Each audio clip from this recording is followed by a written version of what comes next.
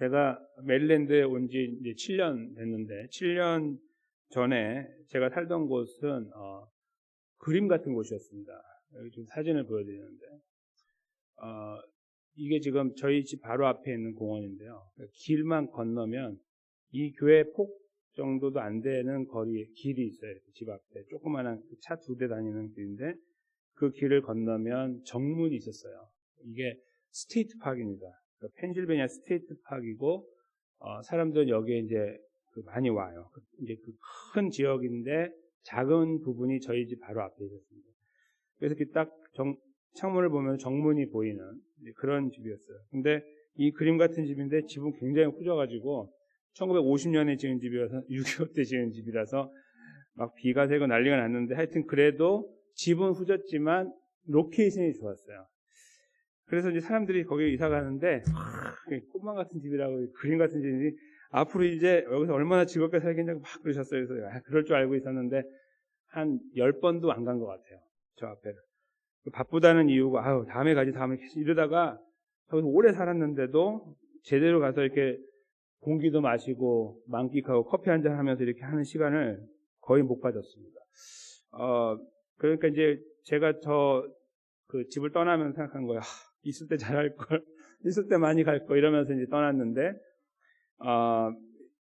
지금 저 현상이 저희 모두에게 지금 말해주고 있는 게 뭐냐면 특권이라는 것은 누려야 된다는 거예요. 가지고 있는 게 특권이 아니에요. 여기 어떤 환경이나 상황이 뭔가 있다고 해서 그것이 바라보는 가운데 그거를 아무리 바라봐도 뭔가 거기에서 내가 누리지 못하면은 그건 진짜 특권이 아니에요. 그걸 이제 저희가 이제 이 하나의 신뢰를 통해서 확인하게 되는데요. 저희들에게도 많은 특권들이 있죠.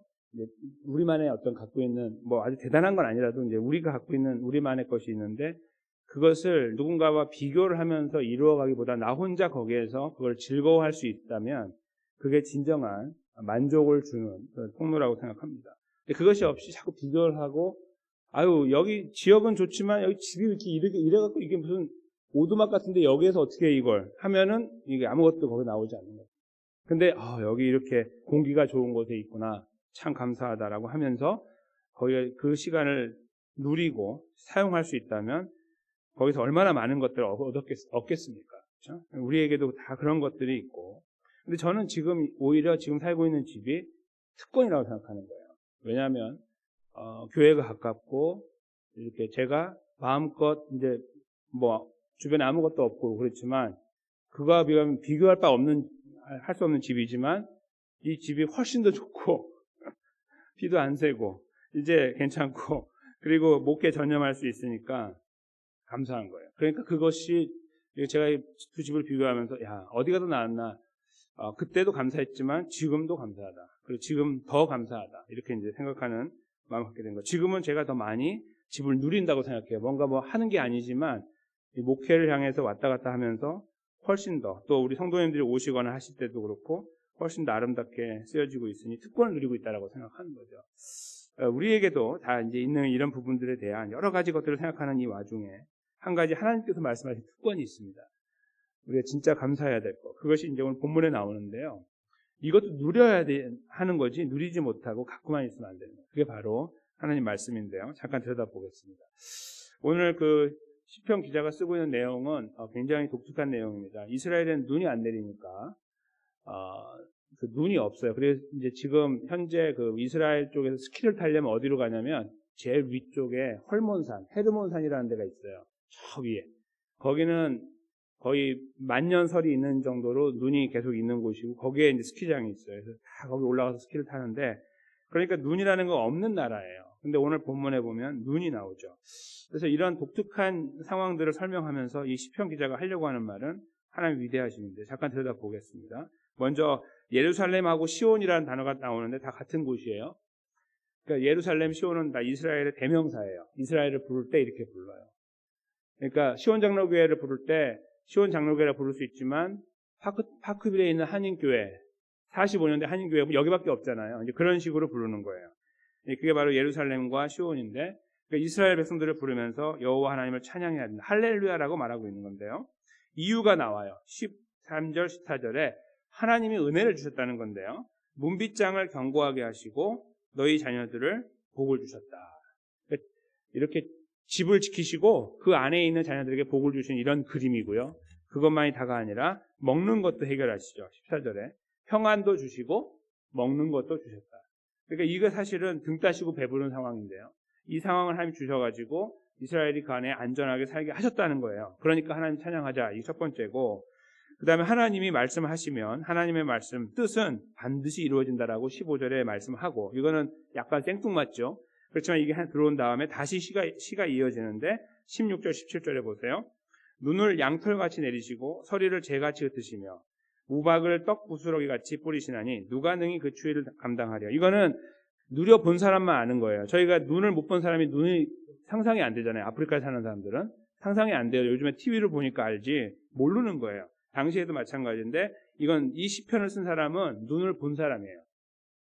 그러니까 아마도 이제 보통 저희가 다윗이 많이 실었지만 어떤 그런 유의 사람들 중에 크리스찬 하나님 백성 중에 이제 이름은 기록되지 않은 어떤 사람이 눈을 경험하고 온 사람이에요. 그 높은 지역에 살든지 아니면 거기를 다녀올 수 있을 만큼 지위가 있는 사람, 여건이 되는 사람이라고 볼 수 있는 거죠. 그러니까 눈을 본 거예요. 그 양털처럼 내리는 거. 그 16절에 서리가 재같이 내리는 거. 서리는 이제 그 지역에도 있으니까 서리 내리는 거, 우박 내리는 것도 그들이 이 사람이 본 거죠. 그러니까 그런 것들을 보면서 놀란 거죠. 놀라면서 근데 거기에 갔더니 굉장히 추워요. 17절에 그렇죠? 그 추위를 어떻게 감당하겠느냐.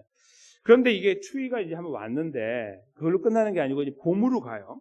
이제 그 18절에 보시면 이게 하나님께서 말씀을 보내시니까 야 녹아라 이렇게 하는 거예요. 예를 들면 그러니까 그들이 녹아요. 18절에 그렇죠?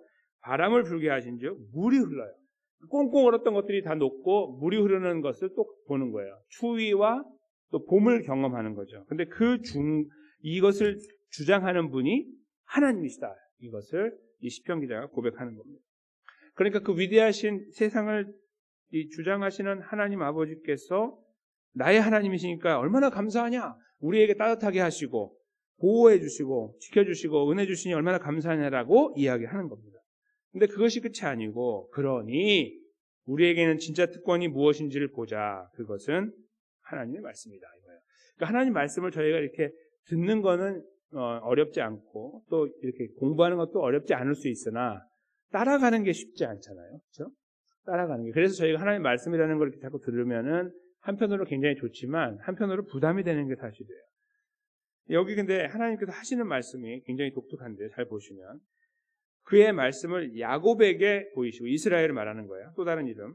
그리고 그의 율례와 규례를 이스라엘에게 보이신다. 그러니까 말씀, 율례, 규례라는 거 다 같은 건 이제 하나님 말씀인데 이것을 이스라엘에게 보이신다라고 하더니 정작 하시려고 하는 말씀은 20절인데요. 그 어느 민족에게도 이와 같이 행하지 아니하셨다. 이거예요. 그러니까 오직 이 하나님 말씀은 누구에게만 주어졌냐면 이스라엘 백성들에게만 주어진 거예요. 특권이에요. 특권. 근데 이걸 받을 때에 또 이거 따라가려고 할 때 부담이 되는 거예요. 그러니까 부담이 되는 특권인 거예요.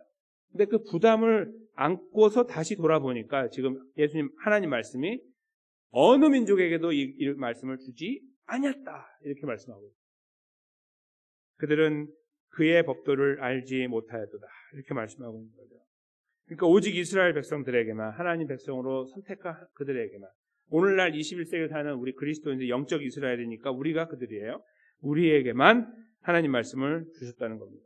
그러니까 잘 생각해 보면 큰 부담이나 다시 생각해 보면 은혜이고 감사한 것을 알게 돼요. 즉 하나님 말씀이 우리에게 주어져서 우리가 하나님을 알게 됐고요. 첫째, 하나님을 창조주로 고백하게 됐고 그 하나님의 인도하심, 역사하심을 믿게 됐고 또 의지하게 됐다는 거죠. 이렇게 이 은혜 가운데 있다는 것이 참으로 크고 놀랍다는 거예요.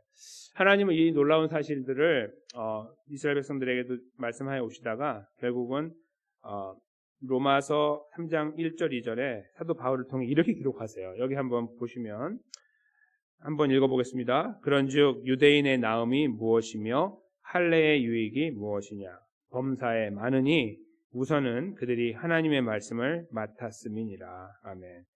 유대인들로 태어난 거의 장점이 뭐냐 이거예요. 저는 제일 큰 장점은 은혜는 바로 하나님 말씀을 그들이 갖고 있다는 거예요. 성경이 자기들의 말로 갖고 있잖아요. 이렇게 자기들의 언어로. 그렇죠? 우리 한국말로 성경이 주어졌다고 생각해 보십시오. 다른 사람들이 막 그 번역하고 우리는 다 그걸 이해하고 이럴 때 갖고 있는 그 얼마나 감사가 있겠습니까? 그런 거예요. 그들에게 주어진 말씀, 그것이 특권이라는 거죠. 하나님 말씀은 모두에게 주어지는 것이 아니라 하나님 백성에게만 주어집니다. 전도할 때 보면은 누구에게나 전달되는 것처럼 보지만 안 듣잖아요. 여기 안 들어가요. 막혀가지고. 아무리 말해도 안 듣고 아무리 믿으라고 해도 안 믿어. 못 믿는 거예요. 믿으려고 해도 못 믿어요. 내가 정말 믿고 싶은데 안 믿어져. 이렇게 말하죠. 우리가 어떤 간절하게 식구들이나 누구를 위해 기도하면서 예수는 정말 믿어야 된다라고 아무리 말해도 내가 진짜 너의 진심은 알겠는데 안 믿어져. 이렇게 말해요. 안 믿어지는 거예요. 믿을 수가 없어요. 원한다고 되는 게 아니잖아요. 그래서 이 말씀을 듣고 하나님 알게 됐다는 사실은 엄청난 특권이에요. 하나님 말씀을 우리에게 주었다. 그게 오늘 본문에서 그래서 너희에게 준 이 말씀을 붙잡고 그 하나님을 이해하고 하나님을 바라보고 감사하면서 기도해라. 의지해라. 그런 말이죠. 그게 바로 우리가 가지고 있는 하나님으로부터 주어진 감사한 부담입니다.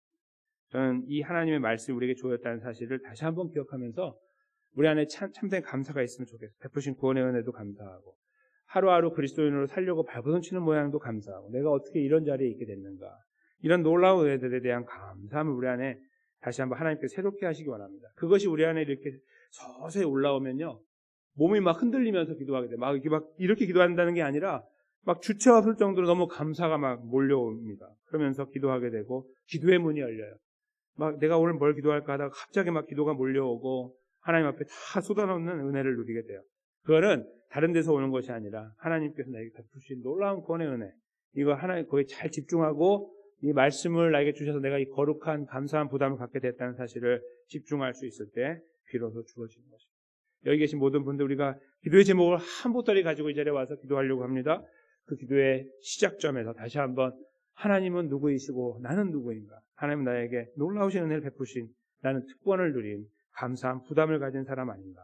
이 놀라운 사실을 다시 한번 기억하시면서 감사하면서 예수 그리스도를 의지하면서 우리의 기도의 자리에 힘있게 세워져서 하나님을 기쁘시게 하고 또 우리 모두가 다시 한번 힘을 얻는 그런 복된 자리에 세워지게 되시기를 예수님의 이름으로 간절히 축원합니다.